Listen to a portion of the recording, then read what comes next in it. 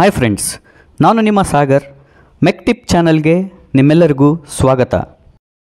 ನಮ್ಮ ಚಾನಲಲ್ಲಿ ಉದ್ಯೋಗಕ್ಕೆ ಅವಶ್ಯವಿರುವ ಕಂಪ್ಯೂಟರ್ ಸ್ಕಿಲ್ಸ್ ಹಾಗೂ ವಿವಿಧ ರೀತಿಯ ಜಾಬ್ ಸ್ಕಿಲ್ಸ್ಗಳನ್ನು ಇಂಟ್ರೆಸ್ಟಿಂಗ್ ರೂಪದಲ್ಲಿ ತಿಳಿಸ್ಕೊಡ್ತಾ ಇದ್ದೀವಿ.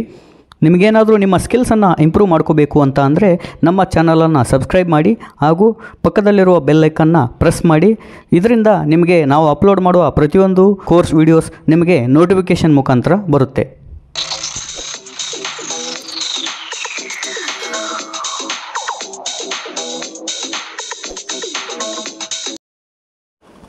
ಇವತ್ತು ನಾವು ಕಲಿಯೋಕೆ ಹೋಗ್ತಾ ಇರೋದು ಟ್ಯಾಲಿಲಿ ಲೆಡ್ಜರ್ನ ಯಾವ ಥರ ಕ್ರಿಯೇಟ್ ಮಾಡೋದು ಅಂತ. ಸೊ ಅದರಲ್ಲಿ ನೀವು ಮೇನಾಗಿ 3 ವಿಷಯಗಳನ್ನು ತಿಳ್ಕೊಂಡಿರಬೇಕು. ಅದರಲ್ಲಿ ಮೊದಲನೇದಾಗಿ ಕಂಪ್ನಿನ ಕ್ರಿಯೇಷನ್ ಮಾಡೋದು ಹೇಗೆ ಅಂತ, ಮತ್ತು ಲೆಡ್ಜರ್ನ ಕ್ರಿಯೇಷನ್ ಮಾಡೋದು, ಮತ್ತು ವೋಚರ್ ಎಂಟ್ರಿ ಮಾಡೋದು ಯಾವ ಥರ ಅಂತ. ಸೊ ಈ 3 ನೀವು ಕಲಿತ್ರೆ ಟ್ಯಾಲಿನ ಈಸಿಯಾಗಿ ನೀವು ಕಲ್ಕೋಬೋದು. ಸೊ ಈ ಥರ ಟ್ಯಾಲಿ ಓಪನ್ ಮಾಡ್ಕೊಳ್ಳಿ. ಸೊ ಅದರಲ್ಲಿ ವರ್ಕ್ ಇನ್ ಎಜುಕೇಷ್ನಲ್ ಮೋಡ್ ಮೇಲೆ ಕ್ಲಿಕ್ ಮಾಡಿ. ಸೊ ಇಲ್ಲಿ ನೀವು ನೋಡ್ಬೋದು, ಎಡಗಡೆ SS ಪ್ರೈವೇಟ್ ಲಿಮಿಟೆಡ್ ಅಂತ ಒಂದು company already list of selected ಕಂಪ್ನೀಸಲ್ಲಿ ಇದೆ. ಸೊ ಈ ಕಂಪ್ನಿನ ನಾವು ಈ ಹಿಂದೆ ಆಲ್ರೆಡಿ ಕ್ರಿಯೇಟ್ ಮಾಡಿದ್ವಿ. ಸೊ ಆ ಕಂಪ್ನಿಲಿ ನಾನು ಲೆಡ್ಜರ್ನ ಇವತ್ತು ಕ್ರಿಯೇಟ್ ಮಾಡ್ತಾಯಿದ್ದೀನಿ.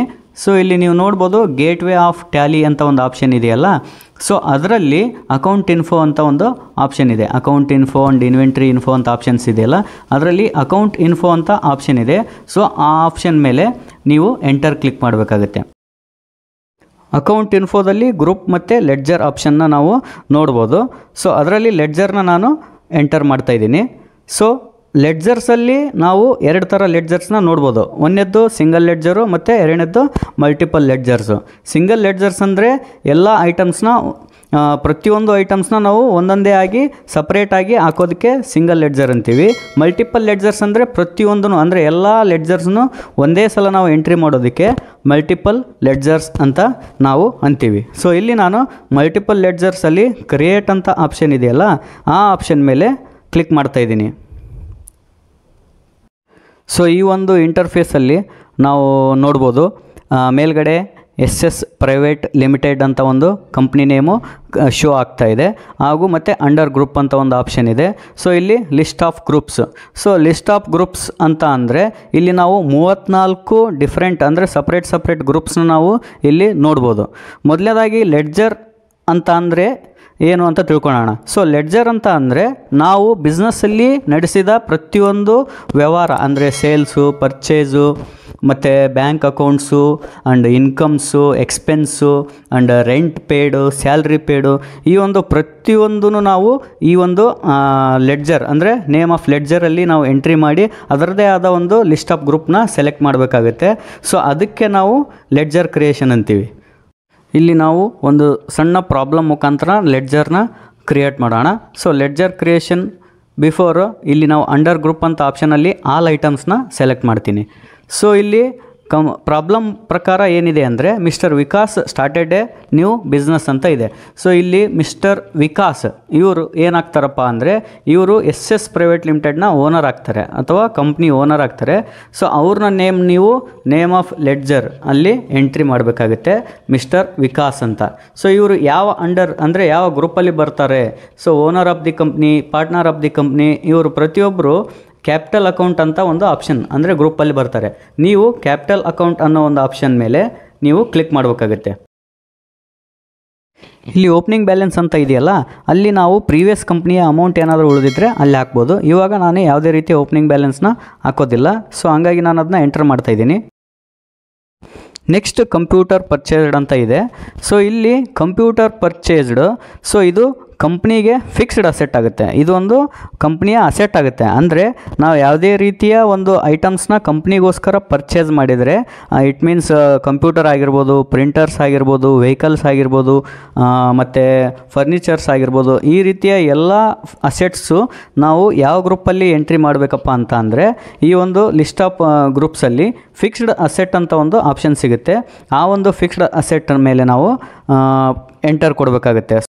ನೆಕ್ಸ್ಟ್ ಒಂದು ರೆಂಟ್ ಪೇಡ್ ಅಂತ ಆಪ್ಷನ್ ಇದೆ.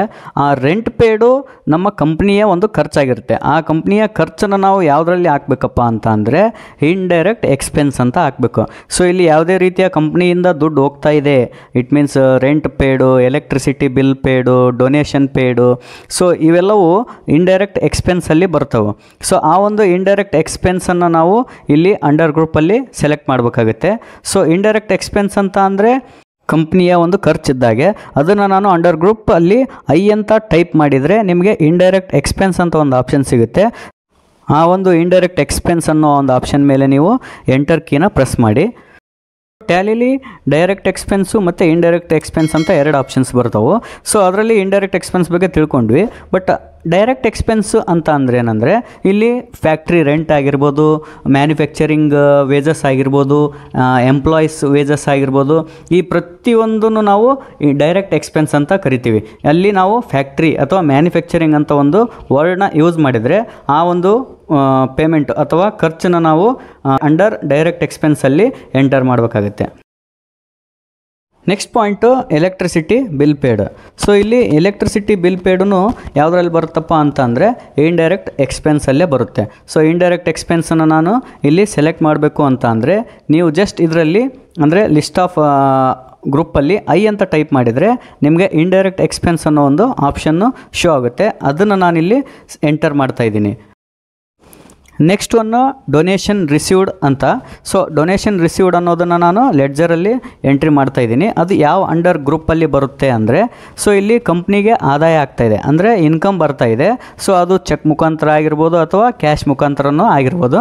ಸೊ ಇಲ್ಲಿ ಎಕ್ಸಾಂಪಲ್ ಹೇಳ್ಬೇಕಂದ್ರೆ rent received, bill received, fees received, donation received, ಈ ಥರ ಆದಾಯ ಏನು ಬರುತ್ತಲ್ಲ ಕಂಪ್ನಿಗೆ, ಆ ಒಂದು ಗ್ರೂಪ್ನ ನಾವು ಇಂಡೈರೆಕ್ಟ್ ಇನ್ಕಮ್ ಅಂತ ಒಂದು ಆಪ್ಷನ್ ಬರುತ್ತೆ. ಸೊ ಅಂಡರ್ ಗ್ರೂಪಲ್ಲಿ ನಾನು ಇಂಡೈರೆಕ್ಟ್ ಇನ್ಕಮ್ ಅನ್ನೋದನ್ನು ನಾನಿಲ್ಲಿ ಸೆಲೆಕ್ಟ್ ಮಾಡಬೇಕಾಗುತ್ತೆ.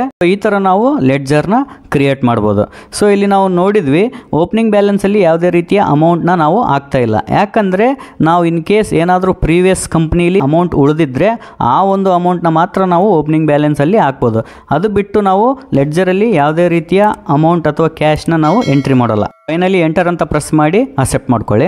ಸೊ ಇಲ್ಲಿ ನೀವು ನೋಡ್ಬೋದು ಲೆಡ್ಜರಲ್ಲಿ ಡಿಸ್ಪ್ಲೇ ಅಂತ ಆಪ್ಷನ್ ಇದೆಯಲ್ಲ, ಸೊ ಆ ಒಂದು ಡಿಸ್ಪ್ಲೇ ಆಪ್ಷನ್ ಮೇಲೆ ನಾವು ಕ್ಲಿಕ್ ಮಾಡಿದರೆ ಇನ್ ದಟ್ ನಾವು ಆಲ್ ಐಟಮ್ಸ್ ಅನ್ನೋ ಆಪ್ಷನ್ನ ಓಪನ್ ಮಾಡಬೇಕಾಗುತ್ತೆ. ಸೊ ಆಲ್ ಐಟಮ್ಸ್ನ ಕ್ಲಿಕ್ ಮಾಡಿದಾಗ ಈ ಥರ ನಾವು ಲೆಡ್ಜರು ಮತ್ತು ಅಂಡರ್ ಗ್ರೂಪ್ಸು ನೀವು ಲೆಫ್ಟ್ ಸೈಡ್ ನೋಡ್ಬೋದು. ನೇಮ್ ಆಫ್ ಲೆಡ್ಜರ್ಸು ನಾವೇನು ಕ್ರಿಯೇಟ್ ಮಾಡಿದ್ದೀವಲ್ಲ ಅದೆಲ್ಲ ಬಂದಿದ್ದಾವೆ. ಅದರಲ್ಲಿ ಕ್ಯಾಶು ಮತ್ತು ಪ್ರಾಫಿಟ್ ಆ್ಯಂಡ್ ಲಾಸ್ ಅಂತ ಅವು ಬೈ ಡಿಫಾಲ್ಟು ಜನ್ರೇಟ್ ಆಗ್ತಾವೆ.